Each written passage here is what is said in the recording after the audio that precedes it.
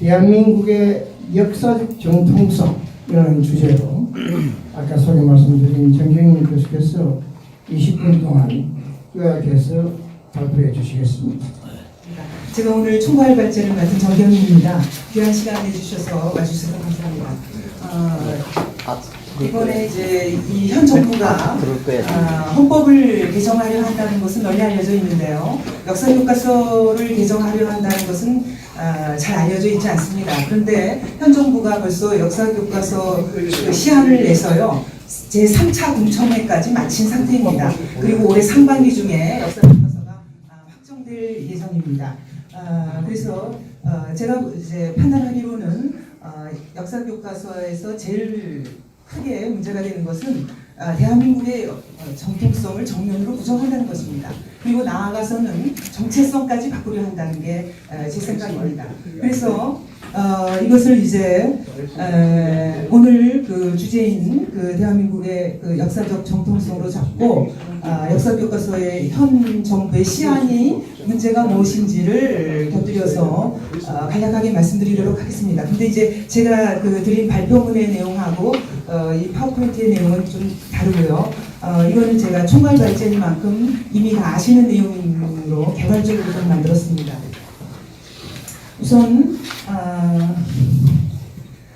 시작을 지금 본론에 들어가기 앞서서 현 정부에서 1919년에 건국되었다고 하니까 과연 그런지 사료를 통해서 한번 이 문제를 짚어보겠습니다.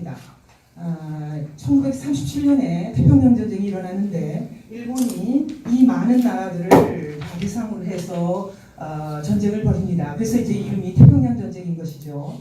그런데 소련이 유럽에서의 전쟁이 끝난 다음에도 소련이 여기에 이제 들어오질 않으니까 연합국의 일원인 소련을 들어오게끔 계속 제청을 했죠, 미국에서. 그런데 들어오지 않다가 미국이 그 일본에 히로시마하고 나가사키에 이제 원자폭탄을 떨어뜨리게 됩니다. 소련은 히로시마에 원자폭탄이 떨어진 8월 6일에 이후에 이제 8월 8일에 선전포고를 해요. 그러니까 승기가 다 굳어진 다음에 참전하기로 한 거죠. 그래서 소련은 8월 8일에 선전포고를 하고 8월 9일에 함경도로부터 한반도로 진입을 시작합니다. 그래서 이제 그 한반도의 북쪽을 하는 거죠. 그러니까 결국 소련은 태평양 전쟁에서 딱 엿새를 싸웠습니다. 그리고 엿새를 싸우고 3년 8개월을 싸운 미국이 다 차려놓은 밥상에다가 숟가락을 하나 얹었습니다. 그렇게 해서 차지한 것이 한반도의 북쪽 절반입니다. 근데 이제 소련이 들어왔다는 것이 결국은 이제 한반도를 분단하게 되는 것이죠. 왜냐하면은 제2차 세계대전 후에 소련이 점령했던 지역은 다 공산화되었고 독일 같은 경우에는 동독 지방은 공산화되었고 결국 독일이 분단되게 된 것입니다. 그래서 우리의 한반도의 분단과 북한의 공산화도 소련이 이 한반도에 진입했다는 사실로서 이미 예정된 것이나 마찬가지였던 것입니다. 이 사진이 이제 여러 가지를 말해주는 사진입니다. 이게 1945년에 이제 8월 15일에 일본이 항복을 하고 나서 공식적으로 태평양 전쟁의 항복 문서 주인식이 이루어지는 사진입니다. 그래서 도쿄만에 정박해 있던 미국의 미주리 함에서 이제 문서 주인식이 이루어지는데요. 일본 혼자서 패전국은 일본 하나고요. 승전국은 연합국이 이렇게 많습니다. 미국, 중국, 영국, 소련, 프랑스, 네덜란드, 호주, 캐나다, 뉴질랜드. 그래서 여기 승전국의 대표들이 여기에 도열한 것입니다. 그런데 이제 중요한 사실은 우리 한반도를 대표하는 사람은 어디에도 없었다는 것입니다. 1919년에 나라가 세워졌으면 여기에 우리의 대표가 있었어야죠. 그리고 이제 일본 외상 시게미츠 마모루가 서명을 하는 사진입니다. 그 다음에 또 사진이 있습니다. 근데 이 사진은요, 조금 아까 보신 사진보다 이게 더 먼저 찍힌 사진이에요. 이게 이제 이 장면이 영상이 남아있다고 그래요. 근데 저는 영상은 보지 못했습니다만은 이 이제 미주리함이 정박하고 있고 일본 대표단이 보트를 타고 와서 여기서 이제 올라온답니다. 근데 이 올라오는데 배로 올라오는데 일본 대표단 중에 이 그 대표인 외상 시게미츠 마모루가 심하게 다리를 절고 올라오는 나온다는 거죠. 왜냐? 상해의 윤봉길 의사의 그 의거에 의해서 그때 단상에 있던 사람이에요.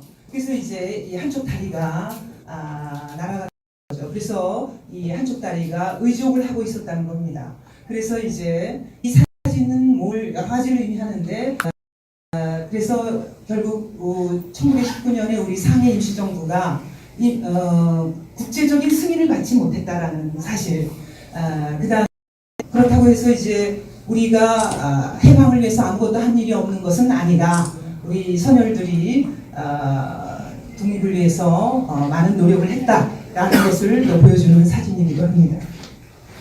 이것으로 이제 그 1919년 건국 문제는 한번 정리를 해봤고요. 그 다음에 이제 본격적으로 남한과 북한에 어느 쪽이 먼저 정부를 수립했나, 이것이 이제 대한민국의 정통성과 직결되는 중요한 문제이기 때문에 한번 훑어보겠습니다. 소련은 아까 8월 8일날 선전포고를 하고 8월 9일날 함경도로부터 쏟아져 들어왔다고 말씀을 드렸는데요. 함경도로 해서 우리가 상식적으로 평양으로 갔을 것 같은데 그렇게 가지 않았습니다. 휴전선 쪽으로 먼저, 휴전선이래, 38선 쪽으로 먼저 갔죠. 그렇게 해서 이제 남한과의 그 여러 가지 연락이 되는 시설 이런 걸 다 끊어버리고 나서 이제 평양으로 오는 겁니다. 그래서 평양을 8월 말이면은요, 북한 지역을 거의 다 차지를 합니다. 그런데 미국은 굉장히 느려요. 그래서 왜냐하면은 8월 15일에 일본이 항복했을 때 1000km 떨어진 오키나와 정도 있었습니다. 그래서 9월 8일에서야 인천에 상륙을 하는 것이죠. 그러니까 소련군에 비해서 한 달이 늦었습니다. 그런데 시기도 문제지만 미국은 아무런 플랜이 없었어요. 그야말로 마스터 플랜이라고 전혀 없었고, 소련은 북한뿐만이 아니라 점령한 지역에서 스탈린식의 말하자면 공산국가를 세우려는 의도가 있었던 거죠. 그래서 동유럽에서도 스탈린에 해당하는 리들 스탈린, 그러니까 현지 지도자를 내세워서 공산화를 주도했는데, 북한에서 리들 스탈린으로, 작은 스탈린으로 내세운 것이 바로 소련군 88여단의 대위였던 김일성입니다. 그래서 김일성을 귀국시켰는데, 이것이 이제 1945년 10월에 평양에서 있었던 소련군 환영 군중대회입니다. 여기서 김일성이 가슴에 달고 있는 것이 바로 소련군 훈장입니다. 나중에 이제 이거를 주체였다고 하니까 다 지워서 없앴지만, 실제로 처음에는 이렇게 소련군 훈장을 달고 있었고요. 여기 이제 같이 있는 세 사람이 소련군 장성이에요. 치스차코프, 레베제프, 로마넨코입니다. 그래서 이 소련의 말하자면 리들 스탈린으로 낙점받은 것이 바로 김일성이다 하는 것을 보여주는 겁니다. 그 다음에 이제 소련은 그야말로 북한은 그 스탈린의 의중에 따라서, 스탈린이 북한을 차지한 지 37일 만인가 북한을 단위로 하는 독립된 그 국가, 그러니까 말하자면 단일 정부를 수립하라는 것을 비밀 지령을 내리지 않았습니까? 그래서 이제 착착 진행이 되는 거죠. 그래서 스탈린이 있고 리들 스탈린, 작은 스탈린인 김일성, 이 두 사람의 초상화를 내건 평양 시민들의 행진이 이루어지는 그 모습입니다. 이런 식으로 이제 행사장마다 스탈린 초상화가 내걸리고 연설 끝마다 스탈린 동무 만세를 외치는 사회로 변화해 가는 것입니다. 그래서 이러한 그 변화가요, 굉장히 급속하게 이루어졌기 때문에 소련이 북한을 점령한 지 반년 만에 정부가 수립이 됩니다. 이게 딱 6개월인데요. 북조선 임시인민위원회가 성립됩니다. 근데 이것이 이제 그 당시에 플래카드를 여러 개 내걸었잖아요. 근데 위에서 아래로 내건 플래카드 2개에 주목하십시오. 여기 지금 이 컴퓨터가 별로 성능이 안 좋아가지고 사진이 확실하게 안 나왔는데요. 이게 인민위원회라고 한자로 쓴 겁니다. 그래서 위원회 성립을 이제 축하한다는 얘기고요. 여기 이 플래카드가 중요합니다. 여기 위에 이 한자인데 잘 안 보이죠? 끊어져 있고 뭐뭐는 우리의 정부이다 이렇게 되어 있습니다. 근데 여기 이 회자가요, 여기 있는 이 회자랑 같은 필체의 같은 글씨입니다. 그래서 인민위원회가 우리의 정부라는 겁니다. 근데 이게 이제 46년 2월에 만든 이 북조선 임시인민위원회를 당시의 사람들이 정부로 인지하고 있었다라는 것을 말하는 것입니다. 결국 반년 만에 정부를 수립한 것이에요. 그런데 이제 우리한테 말하자면은 우리 지금 좌파 역사학계나 이런 사람들이 어떻게 해석하고 있느냐? 우리가 먼저 정부를 세웠다는 거죠. 우리가 단독 정부를 수립했다 그러면서 뭐라고 얘기하냐면 이승만 박사가 정권에 눈이 멀어서 먼저 정읍에 가서 단독 정부를 세우겠다고 했다. 그래서 이걸 정읍 발언이다라고 이제 표명을 하는데요. 정읍 발언을 간단히 보시면 정읍 발언이란 말 쓰지 않습니다. 정읍 연설인데요. 이때 이제 남한을 순행을 하면서 전라북도 정읍에서 이승만 박사가 이런 얘기를 하셨는데 그때가 시기가 중요해요. 이게 북한에서 임시인민위원회가 아까 보셨죠. 2월에 수립되고 이거는 6월이에요. 4개월이 지난 후입니다. 그리고 제1차 미소공동위원회가 결렬된 직후입니다. 우리가 이제 제1차 미소공동위원회에서 뭔가 그 한반도에 이제 통일정부가 세워지기를 고대를 했는데 그게 결렬돼서 희망이 없어진 직후예요. 그래서 이승만 박사가 한 내용이 이제 미소공의가 재개될 기색도 보이지 않고 통일정부를 고대하는데 뜻대로 되지 않으니까 우리는 남방만이라도 임시정부나 혹은 위원회 같은 것을 만들자. 북한에서 지금 위원회 만들었다라는 거를 다른 사람은 몰랐어도 이승만 박사는 알고 계셨다는 얘기입니다. 이게. 그래서 북한에서도 위원회 같은 거 만들었으니까 우리도 위원회 같은 것을 만들자고 했는데 이 앞부분만을 뜯어가지고 이 사람들 주특기죠. 앞에 거 이렇게 문맥 다 끊어버리고 한두 조명에서 이렇게 해서 이제 단독 정부를 수립하자고 주장했으니까 이게 단정론이다 라고 하면서 이승만 때문에 통일정부를 못 세운 것이다 라고 주장하는 거예요. 그러나 뒷부분을 보십시오. 이 말에 요지는 이 뒤에 있어요. 위원회 같은 것을 조직해서 3.8 이북에서 소련이 철퇴하도록 해야 된다. 제가 이제 여기까지 말씀드렸잖아요. 소련에 의해서 북한의 정부가 수립됐으니까 이승만 박사는 소련을 물러나도록 하자라는 게 여기에 주안점이 있었는데 이제 그런 식으로 왜곡해서 이것을 정읍 발언이라고 표명하고 있다는 얘기죠.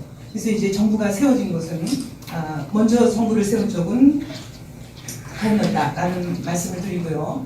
그 다음에 이제 우리나라는 그러면은 대한민국은 어떻게 세워졌느냐 하는 걸 말씀드리겠습니다. 제가 제목을 유엔과 함께한 대한민국의 건국이라고 잡았습니다. 그 까닭은 뭐냐 하면요. 미국이 그 전 47년 11월에 유엔 결의안 나오기 전까지 2년 넘게 한반도에서 한 일이 없어요. 그러니까 그 이정식 교수가 그렇게 얘기하셨어요. 미국의 정책은 한마디로 말하면 이건 표류였다. 정책이라기보다는 그냥 떠다니는 표류한 것이었다라고 말씀하셨는데 어쨌든 이제 47년 11월에 가서야 미국이 한반도에서 이제 통일국가를 세우는 것이 그 당신들 힘으로는 어렵겠다라는 것을 판단을 하고 유엔에다가 한반도 문제를 이관을 합니다.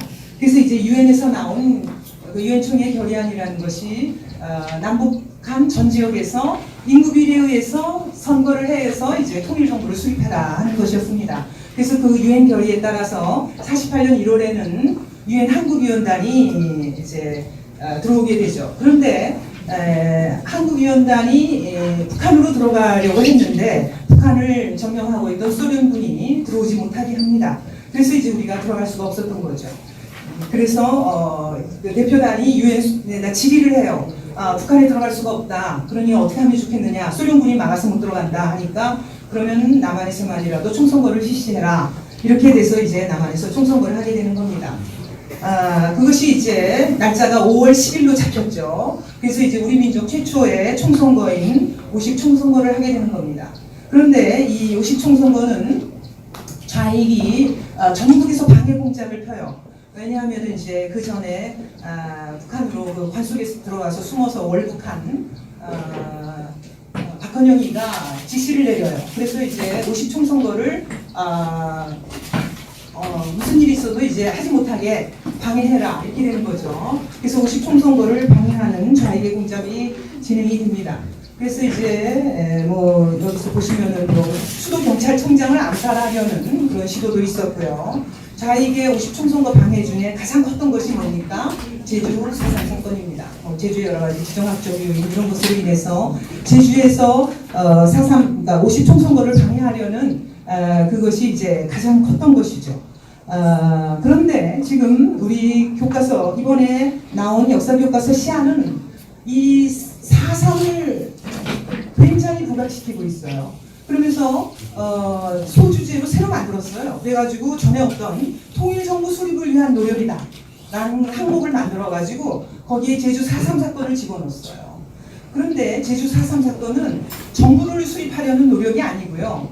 오히려 우리 50총 선거를 방해하기 위해서 물론 이제 그 진압하는 과정에서 애꿎은 제주도민들이 많이 희생된 것은 매우 안타까운 일입니다만은 이 4.3 사건의 발단 자체는 남로당의 그 제주도당에서 일으킨 4.3을 50총 선거를 방해하기 위한 그런 것이었습니다.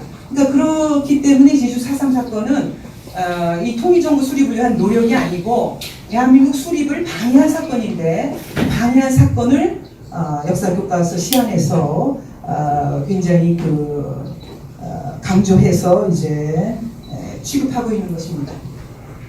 그리고 이 50총 선거 방해가요 얼마나 그 테러가 심각했는지 선거 전후한 닷새 사이에 좌익의 공격으로 사망한 경찰이나 후보, 선거위원, 우익인사 등이 40명에 달했다는 겁니다. 닷새에 40명이 사망할 정도로 전국이 불안했던 것이죠.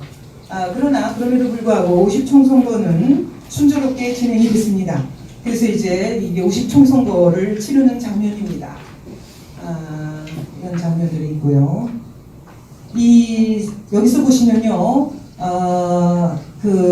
우리가 이제 무심히 보아 넘기는 사진인데요. 사실은 이거 하나에도 당시에 그 상황이 얼마나 어려웠는가 하는 걸 알 수가 있어요. 이거 보시면은요, 이 후보를 어떻게 표시했냐면요, 1, 2, 3, 4 이런 게 없고요.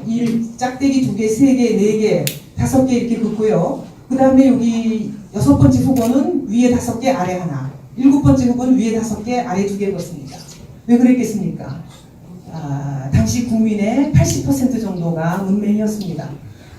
그래서 이제 이렇게 그 어려운 상황에서도 그야말로 그 민주주의의 선거의 4대 원칙, 보통 선거가 다 이루어졌던 것이죠. 그래서 선거가 이제 무사히 이루어졌고요. 여기 보시는 바와 같이 비밀 선거도 이루어져요. 이렇게 그 표를 접어서 넣어서 이렇게 투표를 합니다. 그런데 북한은 자신들이 46년 11월부터 민주선거를 했다고 선전하고 있어요. 그러나 북한의 선거하는 거는 최근에 2011년 14년 선거 보십시오. 이게 2개 독립된 사진인데 거의 내용 같습니다. 모델이 약간 다른가요? 똑같아요. 모두 다 찬성 투표하자. 모두 다 찬성 투표하자. 어떻게 모두 다 찬성 투표를 할 수가 있습니까?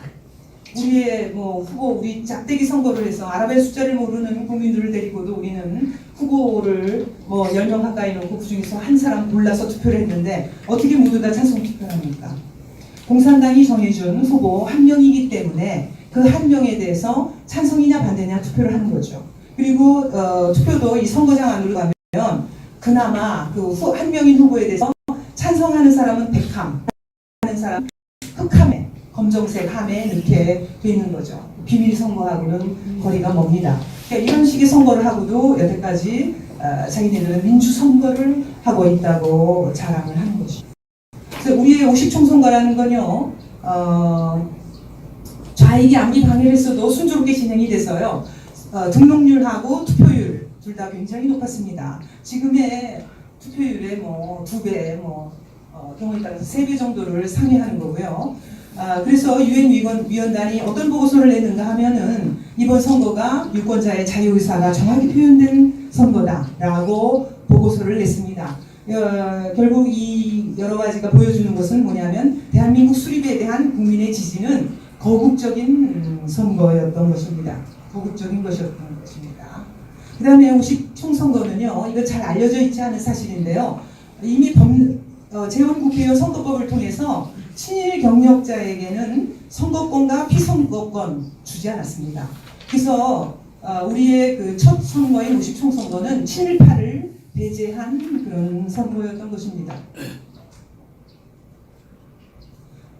그래서 인구 비례에 의해서 원래 이제 북한에 들어가려고 했는데 소련군이 막아서 못 들어갔기 때문에 당시 우리가 남한이 북한의 인구의 2배쯤 됐다고 합니다. 그래서 북한의 100석을 배정하고 남한의 200석을 이제 배정했는데 북한의 100석은 비워둔 거죠. 그리고 이제 200석만 우선 선거를 했습니다. 그런데 제주 4.3으로 인해서 북한의 제주의 3개 선거구 중에 2개는 선거를 제대로 못했죠. 그래서 198명의 의원으로 국회를 개원했습니다.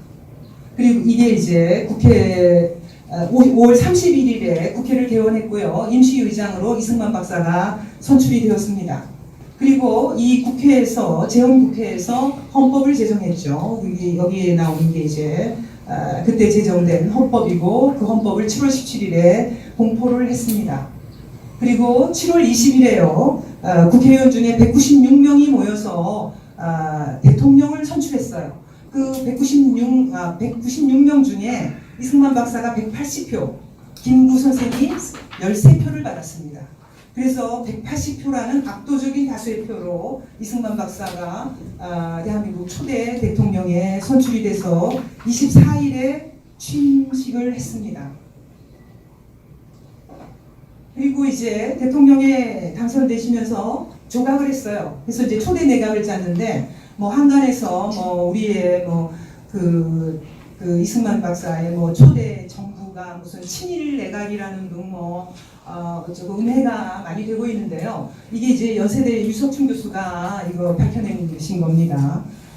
오히려 우리의 초대 내각은요, 교통부 장관하고 전문가가 필요했기 때문에, 그 다음에 이제 문교 장관 안호상 박사 이 정도만 제외하고 나머지 대부분의 분들이 광복군 참모장, 항일 변호사 이런 식으로 다 항일운동가로 포진해 있습니다. 그야말로 이승만 초대 내각은 항일 내각이었습니다. 오히려 북한의 김일성 내각이 자 보십시오. 무슨 일제 헌병보조원, 친일 밀정 이런 식으로 일제 검찰총장 이런 식으로 북한의 김일성 내각이 친일 내각이었습니다. 그래서 이제 정부의 구성이 다 완료됐기 때문에 1948년 8월 15일에 중앙청 앞에서 이게 이제 중앙청으로 한 것이죠. 사는 것이죠. 그래서 대한민국 정부 수립 선포식을 했어요. 이게 이제 대한민국 정부 수립 선포식 사진입니다. 그러니까 50총선거로부터 시작해서 총선거를 통해서 국회를 구성했죠. 헌법을 제정했죠. 그 다음에 헌법에 따라서 대통령을 선출하고 내각을 구성해서 정부 수립을 완료했다. 그래서 그것을 선포한 48년 8월 15일이 건국일인 것입니다. 이제 다음에 강기훈 교수님께서 자세히 말씀하실 것이기 때문에 저는 이제 총괄 발표상 개괄적인 말씀을 드렸고요. 자, 그로부터 50년이 지나서 어떻게 됐느냐? 자, 50년 후에 대한민국 건국 50주년 행사를 했어요. 당시 김대중 정부였는데 김대중 대통령이 뭐라고 했느냐? 친애하는 국민 여러분, 우리는 올해로써 건국 50주년을 맞았습니다. 자, 건국이란 말 분명히 나오죠. 50주년 행사를 했고요. 이거 기억하시는 분 많으실 거예요. 제2의 건국이라고 했습니다. 저도 이때 잊어버리지가 않아요. 제2의 건국이라고 해서 제가 개인적으로 속으로 생각했어요. 아니, 건국을 시도 때도 없이 아무 때나 하나 이런 식의 그걸 했었는데, 자, 제2의 건국을 1998년에 했다라는 건 50년 전에 제1의 건국이 1948년에 했다라는 것을 입증하는 것입니다. 그로부터 또 10년 후에 2008년에는 어떻게 됐느냐? 자, 이게 사진이 이래서 좋다는 거 아닙니까? 다 남아 있습니다. 자, 요 뒤에 이 컴퓨터 질이 나빠요. 뒤에 뭐라고 되어 있냐면 제63주년 광복절 및 대한민국 건국 60년이라고 써져 있습니다. 그러니까 대한민국 건국 60년 기념식을 했어요. 김영삼 전 대통령, 당시 이명박 대통령 서 있습니다. 이제 올해는 하겠습니까? 못 하겠습니까? 올해가 대한민국 건국 이거대로라면 건국 70년 기념식 해야 되죠. 그런데 교과서에서 이 건국에 대해서 어떻게 쓰고 있느냐? 제가 이제 칸이 부족해서 1차, 2차 안 썼습니다만 제가 이제 우리나라에서 나온 국사교과서 다 모아다 놓고 연구를 했어요. 그런데 이 국정교과서 때까지는 다 대한민국이 수립했다, 성립했다라고 쓰고 있어요. 근데 어떤 사람은 이걸 또 트집을 잡는 사람도 있더라고요. 아니 대한민국에 건국이라는 말을 안 썼다고. 이 당시 사람들도 건국이라는 말을 안 썼다. 왜 갑자기 건국이라고 그러는데 그거는 무식의 소치입니다. 한자를 모르는 사람들 얘기예요. 왜냐하면은 대한민국의 건국하면 국자, 나라 국자가 두 개 들어가서요. 동어 반복이 되는 겁니다. 그래서 한문에서는 같은 말을 두 번 안 써요. 그래서 당시의 사람들이 1차 교과서부터 다 대한민국 수립 또는 성립이라고 쓰고 있는 거예요. 그게 다 이유입니다. 그런데 이제 아무 문제가 없었어요. 근데 검정교과서가 나와요. 2002년에 한국 근현대사, 이거 악명 높은 교과서입니다. 2002년에 이 근현대사가 나오면서 완전히 대한민국이 이제 없어지는 거예요. 그냥 정부가 수립됐다. 그러는 거죠. 대한민국 정부가 수립됐다. 현재 교과서도 마찬가지예요. 대한민국 정부가 수립됐다라고 완전히 이제 바꿔버리는 겁니다. 그런데 현재 8종 교과서 중에 여러분들이 이제 생각나시나 모르겠어요. 왜 교학사 교과서 하나 가지고 무슨 전교조니 무슨 단체들이 몰려가서 교학사 교과서 쓰지 못하게 한 적이 있었죠. 그때 기억하실 겁니다. 왜 그랬겠습니까? 교학사 교과서 하나만 유일하게 건국이란 말을 썼거든요. 한반도의 유일한 합법정부로 건국이 출발을 하게 되었다라고 썼더니 그 다음이 더 기가 막힙니다. 교육부가 건국이란 말 빼라. 정부 수립으로 바꾸라고 했어요. 당시 이제 서남수 교육부 장관이었거든요. 근데 이게 이제 대한민국을 국가로 볼 수 없다라는 그런 메시지를 준 겁니다. 그랬더니 당시에 새누리당 국회의원이었던 이인재 의원이 질의를 했어요. 아니 그러면 1948년 8월 15일에 대한민국이 건국하지 않았다면 언제 건국했단 말이요? 라고 교육부 장관에게 물었어요. 그랬더니 교육부 장관이 건국 기점설이라고 그래갖고 세 가지가 있답니다.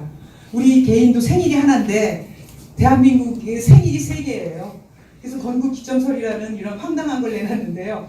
제일 웃기는 건 첫 번째가 임시정부고 두 번째가 대한제국이랍니다. 세상에 뭘 몰라도 정도가 있어야죠. 대한민국은 공화국이거든요. 공화국과 제국은 이건 대척점에 있는 겁니다. 근데 제한제국이 건국기점설이래요. 가장 황당한 거는 고조선을 건국기점이라고 한 겁니다. 역사책에 보시면요.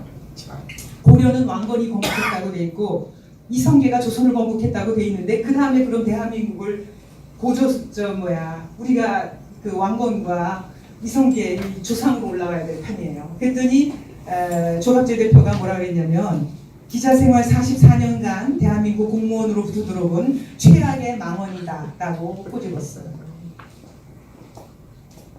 이게 이제 왜 교과서에서 이렇게 했는가, 이게 대한민국을 정부 수립으로 바꾼 이유가 뭐냐, 이게 이제 여기에 나타나 있습니다. 자, 6차 국정교과서까지는요 대한민국이 나라고 북한이 단독 정권이었어요. 그러니까 북한을 나라로 인정하지 않는 겁니다. 그래서 이제 정권이라고 부른 거예요. 그런데 7차 근현대사 교과서가 나오면서부터 이제 대한민국을 정부로 하고 현행 교과서에 오면은 대한민국은 정부고 북한이 나라가 된 겁니다. 조선민주주의 인민공화국이라고 써 있어요. 완전히 뒤집힌 거죠. 대한민국이었는데 이제 조선민주주의 인민공화국이 나라고 이제 북한이 단독 정권이었는데 우리가 정부가 된 거예요. 그러니까 완전히 뒤집힌 거예요. 근데 결국은 뭐냐면요. 이렇게 한 이유는 간단해요. 한반도에 세워진 두 개의 나라 중에 우리 민족국가의 정통성이 어디 있느냐?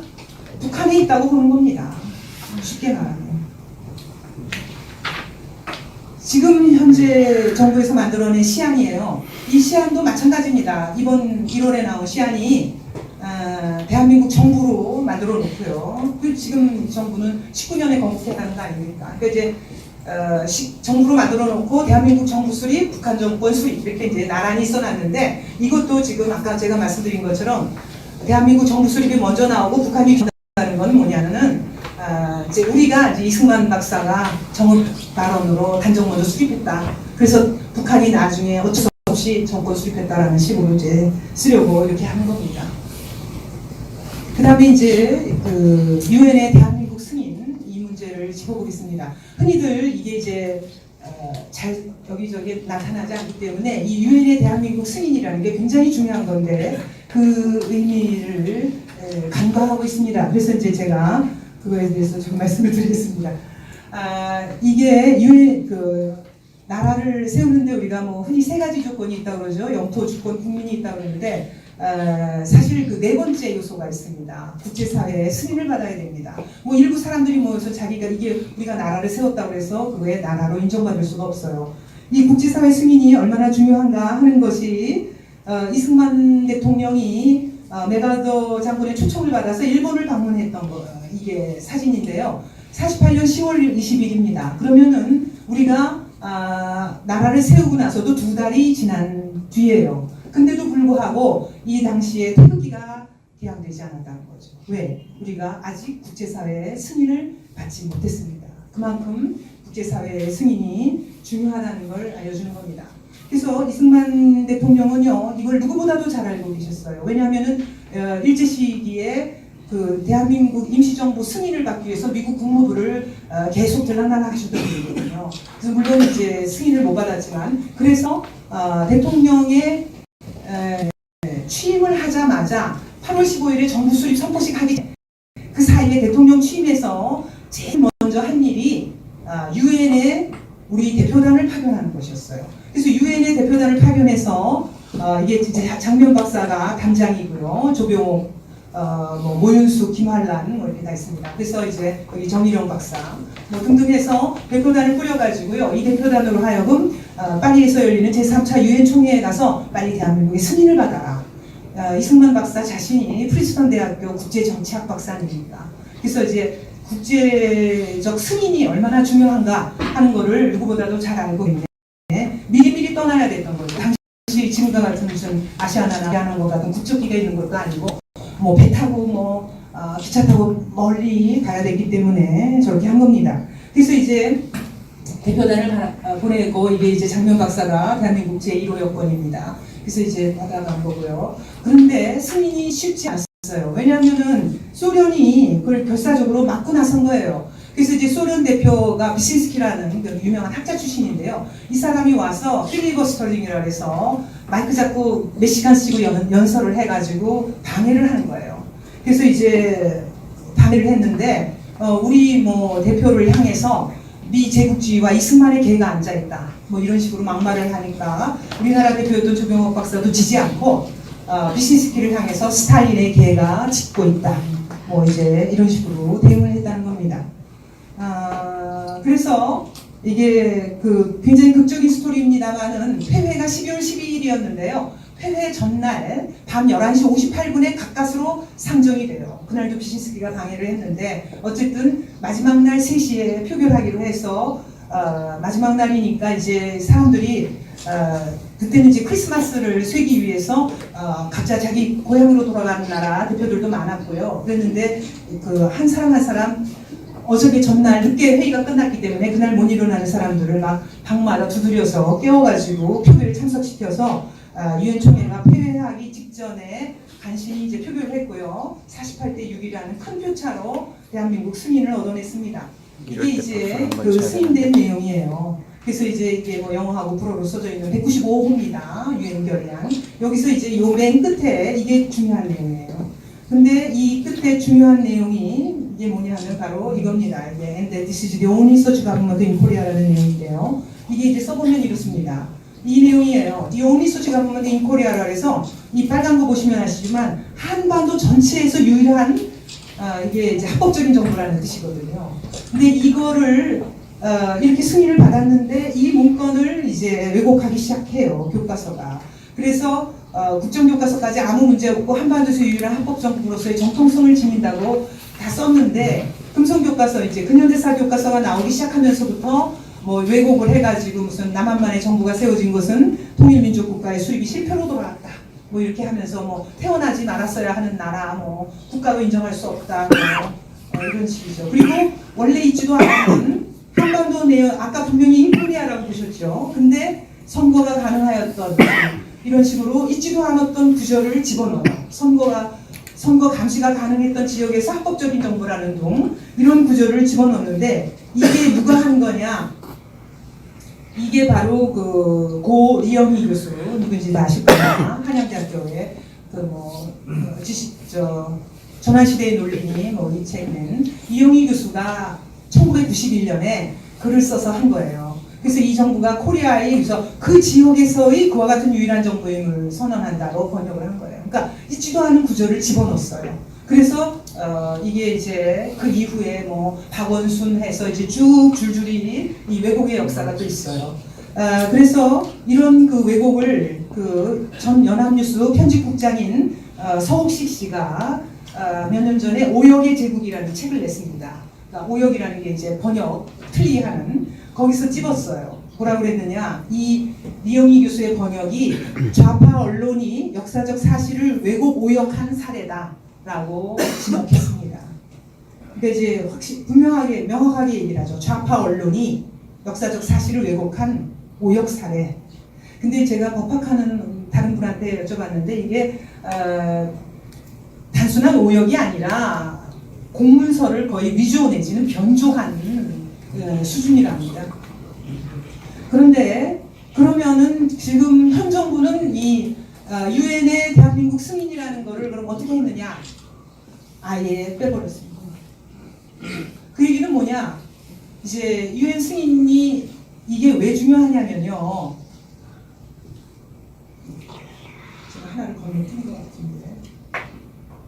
유엔군의 6.25 전쟁 참전 근거가 돼요. 왜 그랬느냐 하면은 48년 12월 12일에 유엔에서 결의를 할 때면요. 우리가 48년 8월 15일에 이제 나라를 세웠잖아요. 그랬더니 북한은 미리 다 세워놨던 나라를 우리한테 단정 책임을 미루기 위해서 일부러 발표를 늦추고 있다가 우리가 8월 15일에 하니까 9월 9일에 조선민주주의인민공화국 선포를 합니다.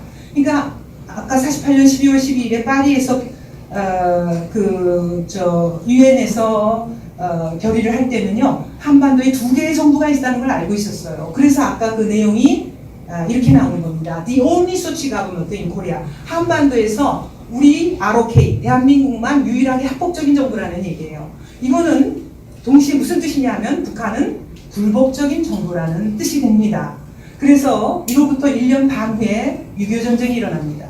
그랬을 때 6.25 전쟁에서 유엔군이 우리가 승인한 합법적인 정부를 왜 너네 불법적인 정권이 침략을 하냐 이래서 이제 이때 유엔군이 창설돼서 참전한 겁니다. 그래서 이 195호가 유엔군의 참전 근거가 되는 거예요. 그래서 중요한 문서이기 때문에 현 정부에서 어떻게 했겠습니까? 아예 이제 빼버린 겁니다. 그래서 더 이상 실치 못하게 됐습니다. 이거 하나만 봐더라도 현 정부의 역사교과서 시한이라는 건 뭐냐? 대한민국의 정통성을 부정하는 것입니다.